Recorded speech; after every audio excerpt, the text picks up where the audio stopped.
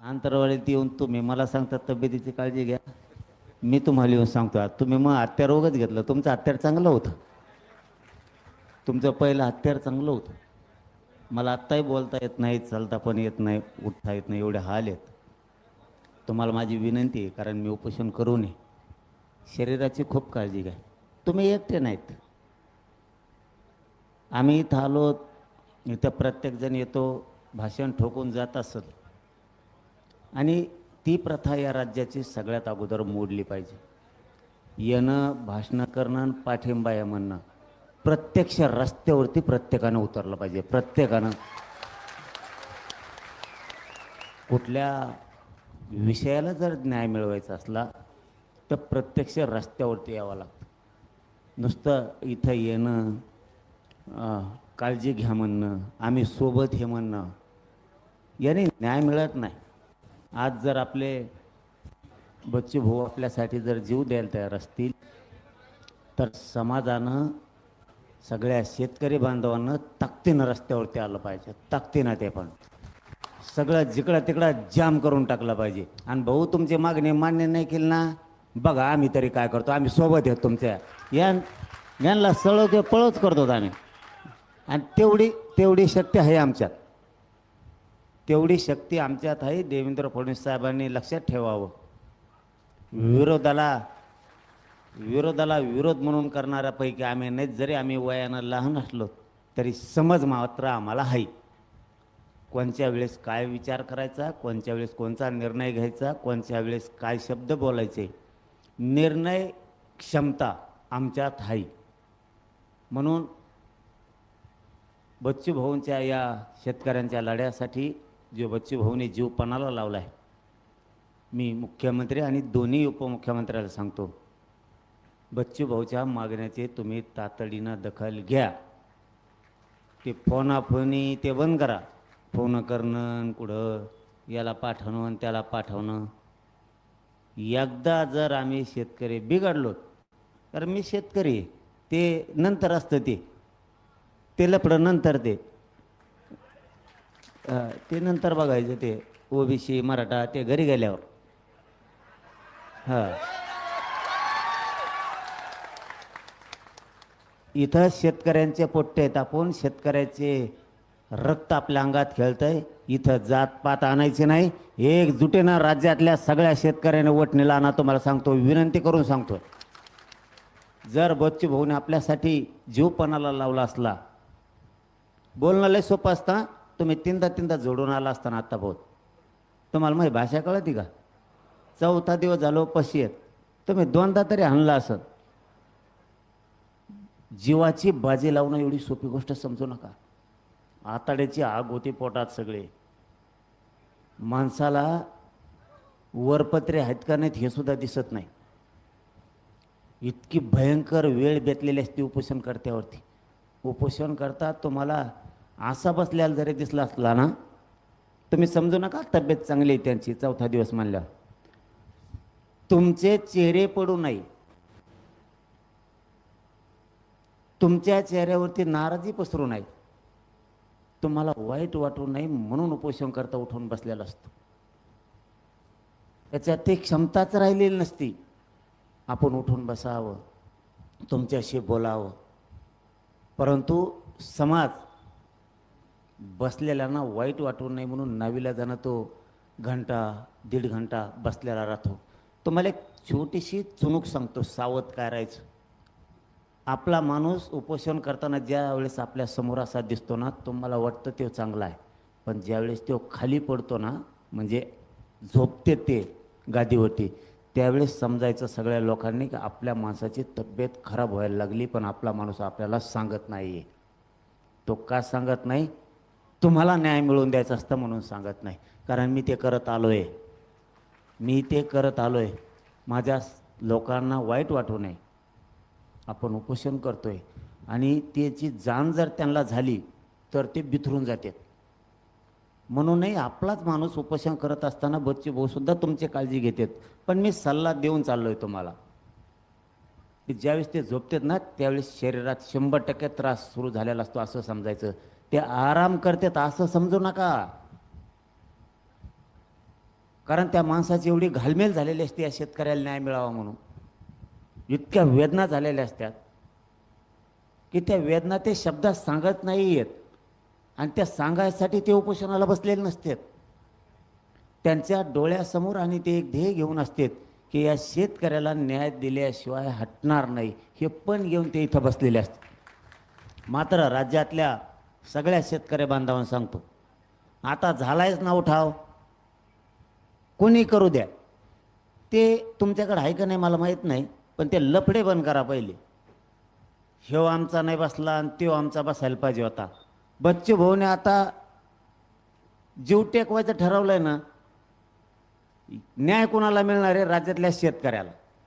मग शेतकरी संघटनेचं आहे का, तो आहे शेतकरी संघटनेचं आहे का, भाजपचं आहे का, काँग्रेसचं आहे का, शिवसेनेचं आहे का, बेसरामाचं आहे का? माणूस जर आपल्यासाठी बसायला तयार झालाय तर राज्यांनी क्षणात उठाव केला पाहिजे, कुठलाच विचार नाही करता. आता उलट शेतकऱ्यांना संधी आहे, शेतकऱ्यांना सांगतोय मी, या राज्यातल्या शेतकऱ्यांना संधी आहे. कर्जमाफी याचं आश्वासन शेतकऱ्यांनी दिलंय आणि बच्चू भाऊनी जीव पणाला लावायचा ठरवला.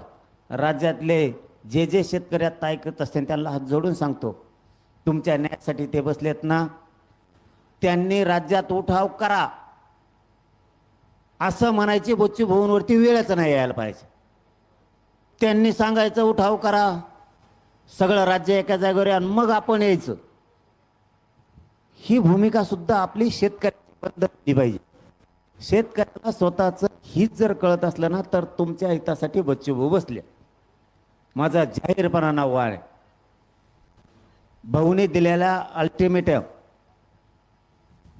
जर सरकारनं त्याच्या आत दखल घेऊन सगळ्या मागण्याची जर अंमलबजावणी नाही केली तर सगळ्या शेतकऱ्यांनी राज्यातल्या कानाकोपऱ्यातल्या रस्त्यावरती येऊन सगळे रस्ते बंद करून टाका, जाम करून टाका सगळं राज्य. आणि भाऊ आम्ही सोबत येतात. ज्यावेळेस मनोज जरांगे म्हणतो ना, आपण लय येडपटे बरं का, मग आपण मग कचाकच घोडे लिहित असतो नाही ऐकलं. आणि तुमचं तेच रूप चांगलं आहे राव, तुम्हाला बरोबर वाटतं घे रूप. भाऊचं तेच रूप लय, थोबाडात हाणीन, बुटाड हाणीन आणि मग त्या माईकच फेकून आणीन, ते रूप लोकाला आवडतंय. मी होतो ना एकटा एकला उपोषणाला बसायला, तुमची तब्येत खराब झाली, मय झाली आणि समाजासाठी करणारे जर वाकडे तिकडे होऊन पडले तर मग काय करायचं? एक जण असं आडमुठं पाहिजे. आमच्यात तुम्ही, आम्ही तुम्हाला मानतो की माणूस खामक्या आहे, जे हातात येईन ते टोला असतो. आणि मला जरा ताकद कमी, त्याच्यामुळे हानीत नाही, मी घोड्या लावतो. त्यामुळे तुमचं रूप ते चांगलं आहे, पण जाऊ द्या. जर आपला माणूस आता आपल्यासाठी शेतकऱ्याला न्याय मिळावा म्हणून, शेतमजुराला न्याय मिळावा म्हणून, अपंगाला न्याय मिळावा म्हणून जर जीवाची बाजी लावणार असलात ना, तर भाऊच्या दिलेल्या अल्टिमेटमच्या आज सरकारनं जर मागण्या मंजूर नाही केल्या तर राज्य मात्र सगळ्या शेतकऱ्याने जाम करायचं आहे. कुणी पक्षांपेक्षा संघटनामध्ये आणायचं नाही. बच्चू भाऊसाठी एक दिवस असं ठरवायचं, बच्चू भाऊसाठी एक दिवस, आणि राज्यातले सगळे रस्ते जाम करून टाकायचे ठरवून. आता आलेल्यांनी काय काय ठरलं मला माहीत नाही, माझ्या आधीच येऊन गेले, माझ्या कचाट्या ते सापडायला पाहिजे होते. लगेच बैठक घेतली असते, म्हणलं असतं कोणत्या दिवशी राज्य बंद करायचं आत्ताच सांगा, उगा भाषण ठोकायचं निघून जायचं, कामं धामायचं मसाळा. पण ते आता मला वाटलं बरोबर, मी बी 4ला जातोय, ते बी 4लाच गठ्ठे सगळे. आणि राज्यातल्या सगळ्या शेतकऱ्यांना माझं, शेतकरीच्या जेवढ्या संघटना आहेत मला माहीत नाहीत, कारण मी या प्रवाहात 2 वर्षापासून नवीन आहे म्हणून माहीत नाही. त्यांना हात जोडून विनंती आहे, आता खरंच वेळ आली एक व्हायची, शेतकऱ्याला न्याय द्यायची. सगळेजण बच्चू भाऊच्या पाठीमागो उभा, सगळ्या शेतकरी संघटनेचे अध्यक्ष, तुम्ही एक मोठी बैठक घ्या, सगळी प्रेस घ्या. शेतकरी संघटनेचे जे उभ्या आयुष्यभर शेतकऱ्यांसाठी लढतात आणि त्यांनी एक डेडलाईन द्या आम्हाला, या दिवशी पूर्ण राज्य बंद. ही मात्र एवढी जबाबदारी सगळ्या शेतकरी संघटनेच्या अध्यक्षांनी उचलावी. त्यांनी एक बैठक घ्यायची, इथं घ्या, बच्चू भाऊ समोर घ्या, का कुठं घ्या, तुमचा जो निर्णय असेल तो, तुम्ही दिलेला निर्णय आम्हाला मान्य. त्यांनी आम्हाला सांगा ह्या दिवशी बंद, जर पुरं राज्य बंद नाही केलं ना तर बच्चू भाऊ तुम्हाला तोंड बी दाखविणार नाहीत, आम्ही पुरं राज्य जाम करून टाकतो.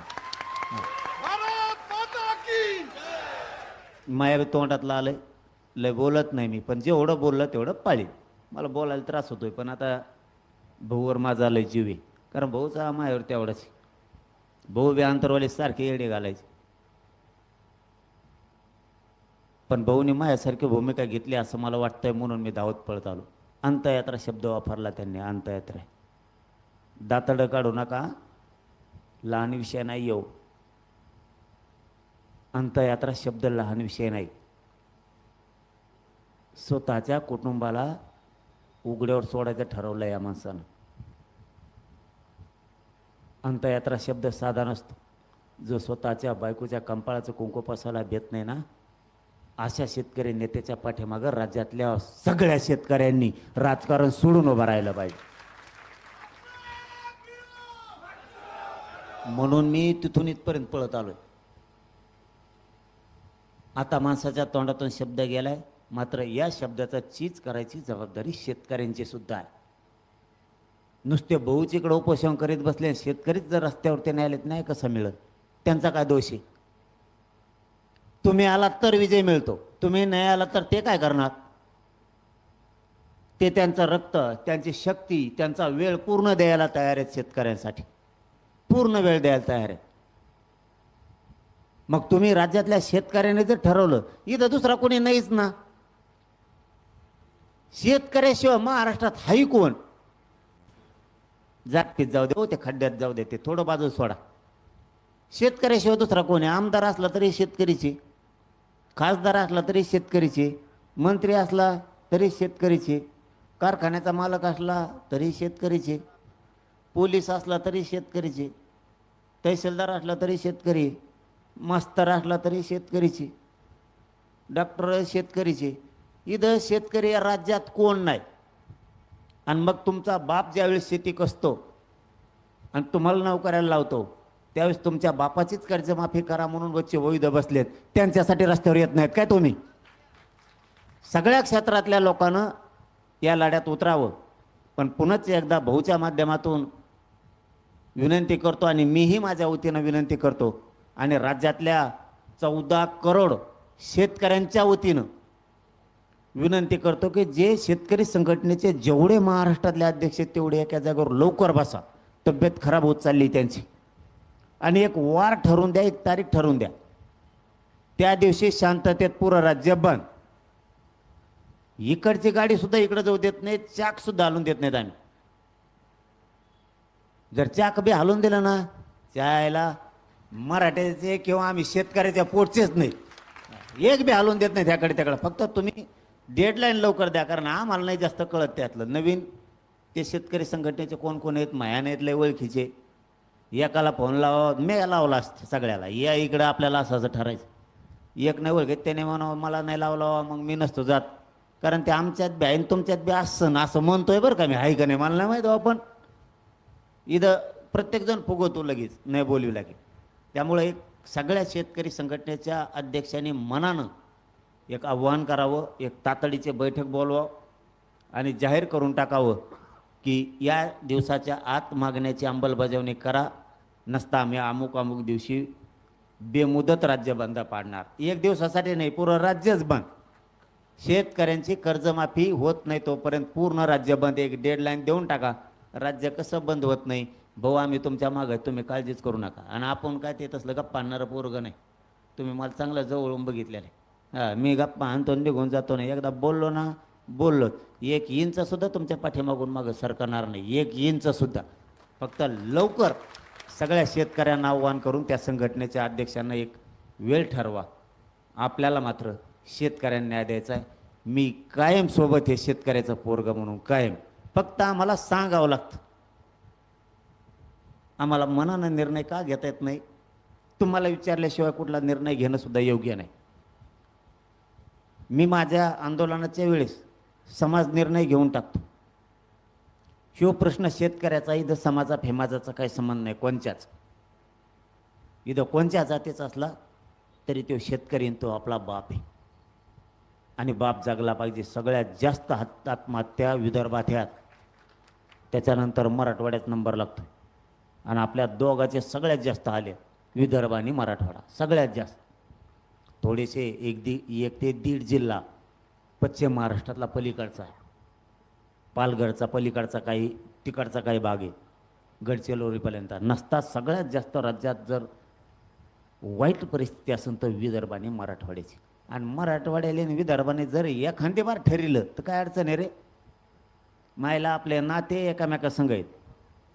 आणि मग एकदा विदर्भाच्या मराठवाड्याच्या शेतकऱ्यांनी जर ठरविलं यांना घराच्या बाहेरच नाही पडून द्यायचं, आयला खरंच आपल्या दोन्ही मराठवाड्याच्या आणि विदर्भाच्या पुढे जायची टप्पर आहे कोणाची. म्हणून आपले माणसं सांभाळायचं शिका. बच्चू भाऊच्या जीवाला धोका होता कामा नाही. देवेंद्र फडणवीस साहेब आणि अजितदादा आणि शिंदे साहेब लक्षात ठेवा, जर का त्यांच्या जीविताला काय धोका झाला रे बाबा, मनोज जारंगे तर रस्त्यावर आहेच, मग गोट्याच घेऊन असतो, पुन्हा सुट्टी नाही. पुन्हा एकदा सगळ्या शेतकरी संघटनेच्या अध्यक्षांना विनंती करतो की तुम्ही लवकर डिसिजन घ्यावा, ही विनंती करतो. आणि भाऊला पुन्हा एकदा सांगतो की भाऊ तब्येतीची खूप काळजी घ्या, उपोषण करू नेहमी खूप हाल होते. आणि थांबतो. धन्यवाद.